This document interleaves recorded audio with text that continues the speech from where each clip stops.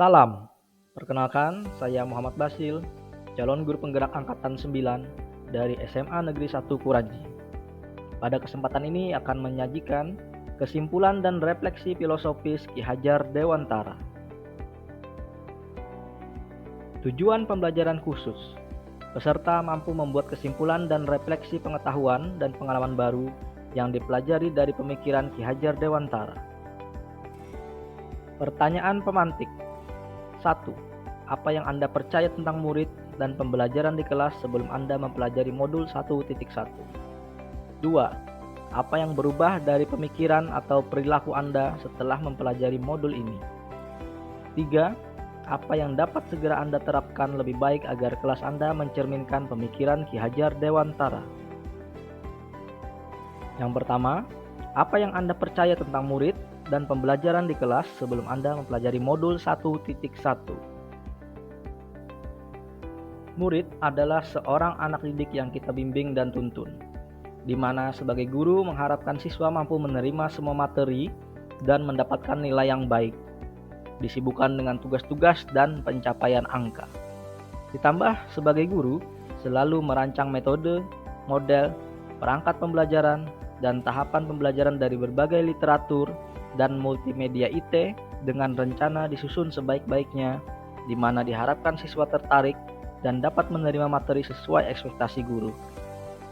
Guru berperan aktif dalam pembelajaran dan mengontrol, mengarahkan siswa sesuai tujuan pembelajaran dan indikator.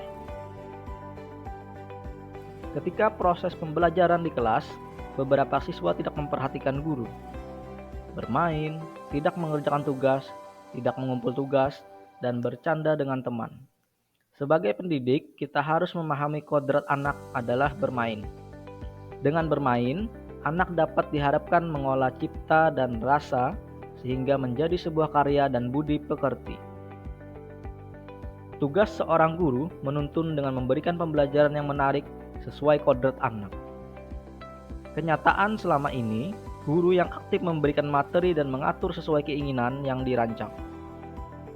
Serta, saya menyadari adanya kodrat alam yang membuat siswa memiliki sifat-sifat berbeda. Di sini, tugas guru dan murid untuk bisa berkolaborasi bersama untuk menggali dan mengembangkan potensi yang dimilikinya dengan cara yang berbeda-beda, dan dapat menggali bakat anak masing-masing agar tercapai kebahagiaan dan keselamatan. Dalam hal-hal tertentu, siswa melakukan pelanggaran berat seperti merokok, membolos, berkelahi, membuli teman, dan lain-lain. Diberi sanksi tindakan dan kadang-kadang tindakan fisik. Sebelumnya saya percaya bahwa dengan memberikan hukuman atau sanksi, maka akan membuat perubahan terhadap diri siswa. Ternyata hal tersebut bersifat sementara, karena ada rasa takut dan bukan kesadaran pribadi. Tugas sebagai guru penggerak membawa perubahan untuk menggerakkan ekosistem sekolah, untuk berkomitmen bersama-sama menuntun siswa membangun dan menanamkan budi pekerti, watak, karakter siswa, dan membuka tabu rasa anak dengan cara melakukan pembimbingan menuju profil pelajar Pancasila. Tugas mulia ketika kita berada di depan, kita harus memberi teladan. Ketika kita di tengah, kita harus bisa membangun sebuah tekad dan kemauan untuk memberi inspirasi dan semangat. Dan ketika di belakang, kita harus bisa memberi dorongan serta motivasi kepada siswa untuk mengembangkan bakat dan potensi yang telah Tuhan titipkan pada diri anak didik kita. Dengan mempelajari filosofi Ki Hajar Dewantara, harapan saya terjadi perubahan menjadi guru yang ideal pada saat ini, menjadi dambaan siswa-siswa ketimbang menjadi guru kolonial. Yang kedua, apa yang berubah dari pemikiran atau perilaku Anda setelah mempelajari modul ini? Setelah mengikuti tahapan kegiatan dalam memahami filosofis Ki HD, sebagai guru wajib memahami menuntun. Tanggung jawab guru sangat besar dan nyata.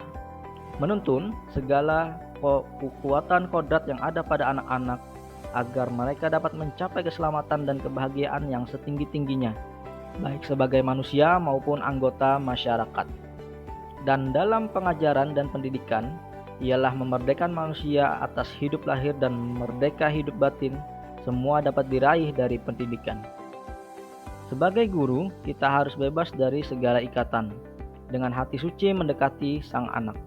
Bukan untuk meminta suatu hak, melainkan untuk menghamba pada sang anak dengan semurni-murninya, seikhlas-ikhlasnya, sebagai cinta kasih kepada anak-anak. Selama tidak terbesit bahwa dalam pemikiran KHD tentang kodrat anak salah satunya bermain, di mana bagian dari pembelajaran anak di sekolah yang merupakan bawaan anak yang sudah melekat pada diri anak. Anak bukan kertas kosong yang bisa digambar sesuai keinginan orang dewasa. Anak lahir dengan kekuatan kodrat yang masih samar-samar. Jadi, tugas pendidik adalah menuntun anak untuk menebalkan garis-garis yang samar agar dapat diperbaiki lakunya untuk menjadi manusia seutuhnya. Ki Hajar Dewantara menekankan agar pendidikan selalu memperhatikan kodrat alam, kemerdekaan, kemanusiaan, kebudayaan, dan kebangsaan. Semua tujuannya yaitu agar terwujudnya pendidikan yang merdeka belajar. Yang ketiga, pada proses pembelajaran dan suasana kelas yang mencerminkan pemikiran Ki Hajar Dewantara yang bisa diterapkan adalah 1. Membuat rancangan belajar yang menyenangkan dan menarik yang berpusat pada siswa dengan media yang lebih menarik untuk menstimulus murid menyerap pelajaran. Yang kedua, membuat kolaborasi dengan teman sejawat untuk melakukan asesmen. 3.